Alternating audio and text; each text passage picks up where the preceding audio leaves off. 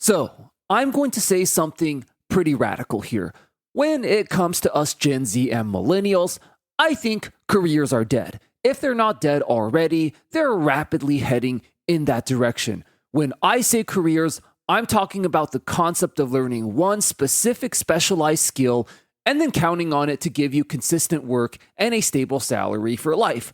There are many reasons why this is the case, but the main one is just that the world just straight up changes way too fast now. Something you learn today may become totally obsolete by the time you've mastered it.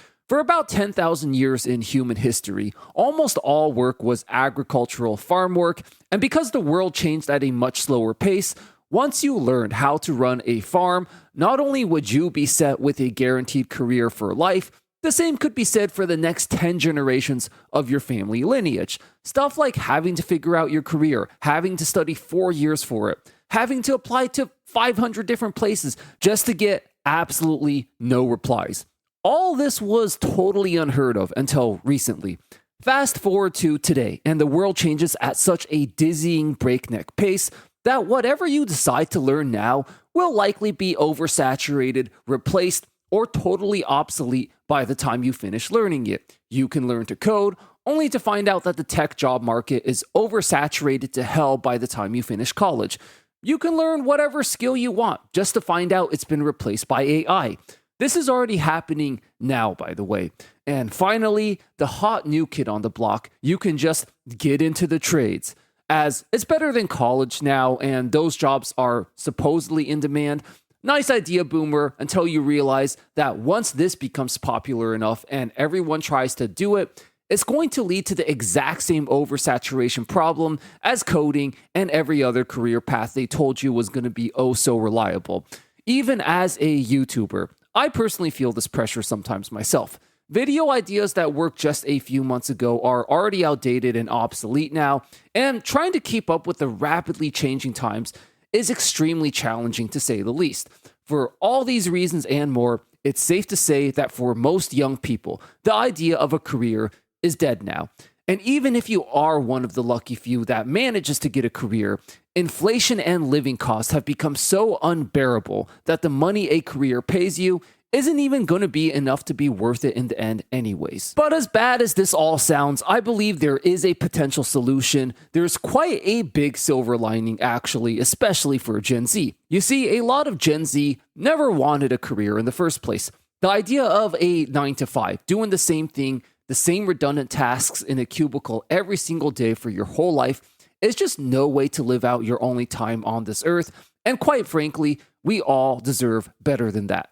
And the good news is there's no rule or law of the universe that says it has to be this way. There's no reason we have to accept it as just the way things are.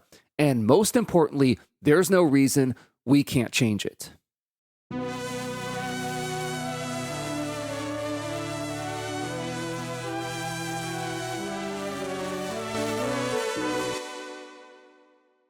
Before we start, I should take a quick moment to answer a question I get in almost every single video. What game are you playing in the background? The game we're playing in this video is Clair Obscur Expedition 33. It's a super fun new game that just came out, and it's already been quite a surprise hit with many fans and critics alike. Some are even already calling it an early contender for Game of the Year. If you're curious and you want to try this game out, this is where the sponsor of today's video, Instant Gaming, can get you a huge 40% discount. You can get Clair Obscur Expedition 33 on Instant Gaming now for just $30. An insanely good deal compared to the $50 you'd have to spend to get it anywhere else. They also have an entire catalog of other great games on big discounts as well. So if you need a new game to play, click on the link in the description and pinned comment to check it all out. Along with getting a great new game for an insane bargain price, you'd be doing me a huge favor in helping support this channel as well. Thank you guys so much. And now, back to the video.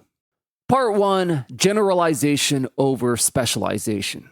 I've become a bit of a history nerd recently, and one thing I've realized is that society's obsession with career specialization is the main thing that's caused modern careers to be so soulless, unfulfilling, unstable, and unreliable. It's only a fairly recent phenomenon as well. In the past, people generally knew how to do a little bit of everything: a little bit of farming, a little bit of house repairs, a little bit of hunting, fishing, etc. It's only the past few centuries after the Industrial Revolution when society and work structures reorganized in such a way where everyone started specializing in one specific skill for a career.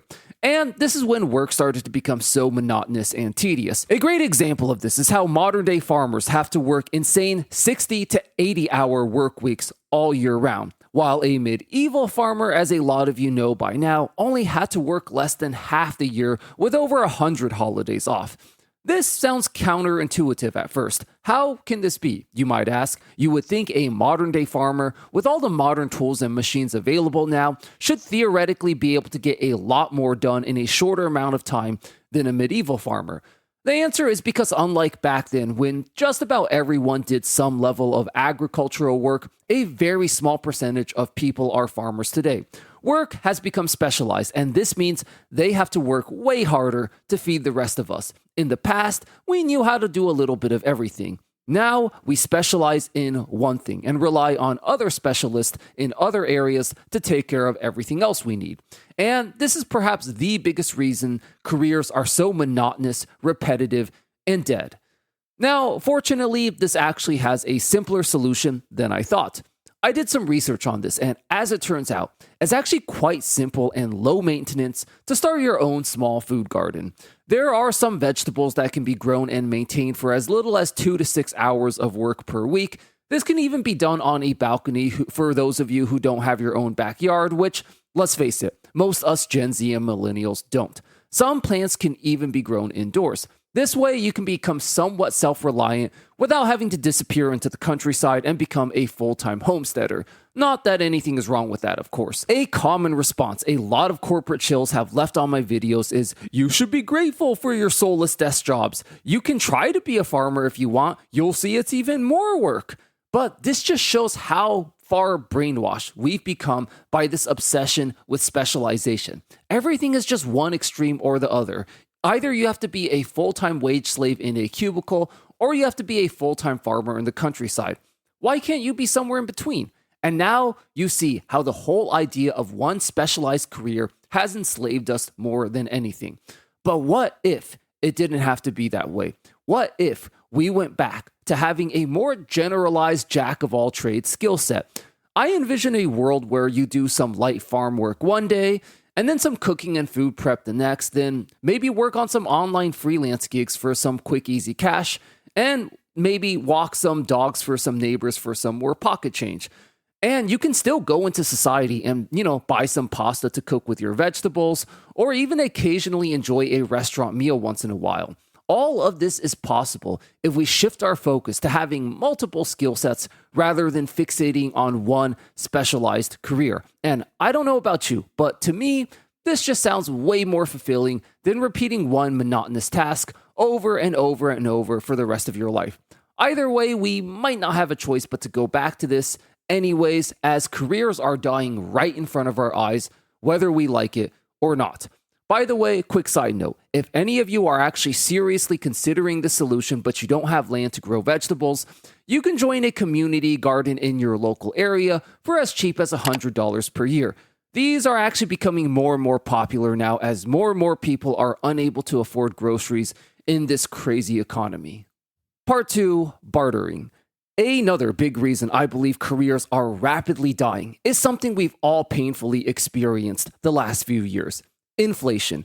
If we're all being honest, if you were to ask someone what's the difference between a career and a job, the main thing they would say is that a career actually pays a certain amount of money. We all have a certain salary figure in mind that represents the threshold between a job and a career, whether that's 50K, 70K, whatever. The problem with these sky-high modern-day inflation rates is that money's constantly getting devalued, and as a result, the goalposts of what constitutes a career are constantly moving as well. When someone has a career, we generally think of them as living in an actual house, making enough money to not only support themselves, but a family as well. Having a job, on the other hand, means living in an apartment with roommates. Not too long ago, we thought of 50K as the benchmark for a career because 50K was enough to live in a house and raise a family off of. But as we all know, today, 50K is barely enough to split an apartment with a roommate these days, and thus, a 50K salary has now become a job and not a career.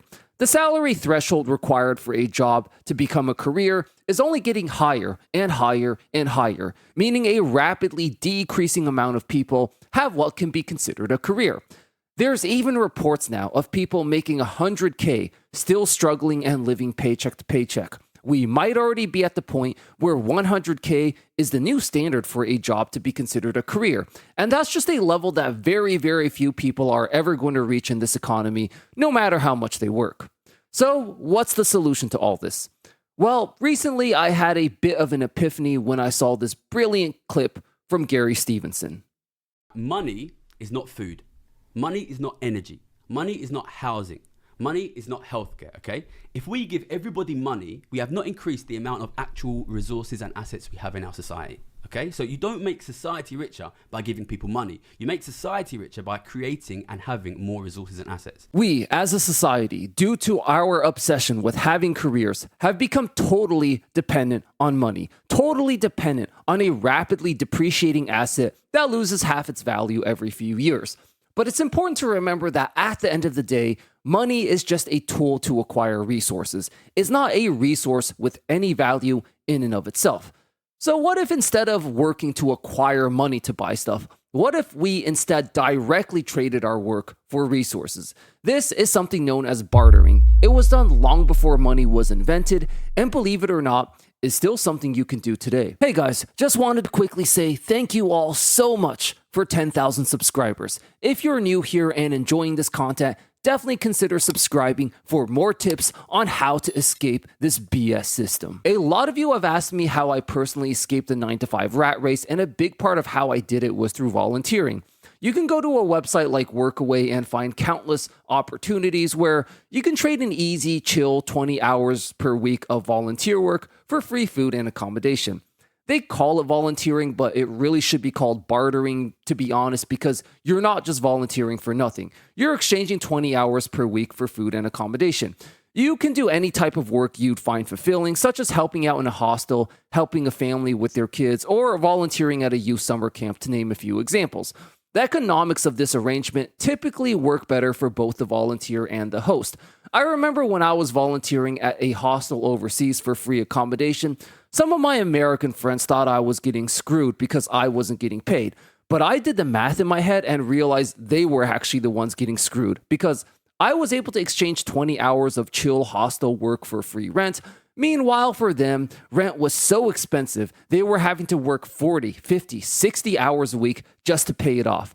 And this was a decade ago when rent wasn't nearly as expensive as it is now.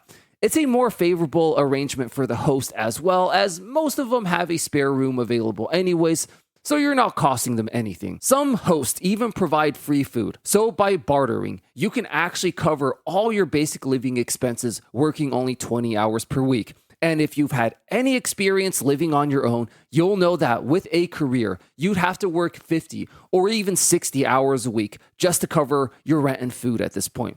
So bartering is just way superior at this point, and since you're only working 20 hours per week, you have way more freedom to pursue your passions and build some sort of online income that will allow you to save some money but not be totally dependent on it. Part 3, the Achilles heel. So to me, the biggest problem with such a singular specialized focus on one specific career is that if you're extremely dependent on one single skill, you now have a singular, extremely vulnerable point of failure as well. This is a perfect example of the Achilles heel metaphor, in which the ancient Greek hero Achilles was dipped into the river Styx, a mythical river which gave him permanent invulnerability by his mother when he was a baby. But because she held him by the heel as she was dipping him, it left his heel as exposed and unprotected, which eventually led to his downfall. So by becoming so dependent on a specific skill for a career, you are setting yourself up to be completely screwed if anything happens to your chosen career path. So many people who went all in on learning to code got completely screwed when the job market got oversaturated to hell the last few years. A career only makes sense in times of certainty and stability, as that's when you can safely rely on the system. But as we all know, we are living in anything but certainty and stability with this economy. This is only going to get worse with AI set to take over a bunch of jobs. When you're dependent on a single career, any single minor change in job market conditions, AI development, or any technological progress can instantly replace you at any given moment and instantly destroy all the hard work and studying you put in the hopes of attaining your career. And this is why I believe careers are dead, and it's time we look for something different and something better. The death of careers probably means a universal basic income will be necessary as well. And not only is it necessary, there's a great moral case to be made that all of us are naturally entitled to it anyways. We explore this more in this video right here. Check it out. I'll see you there. Thanks for watching.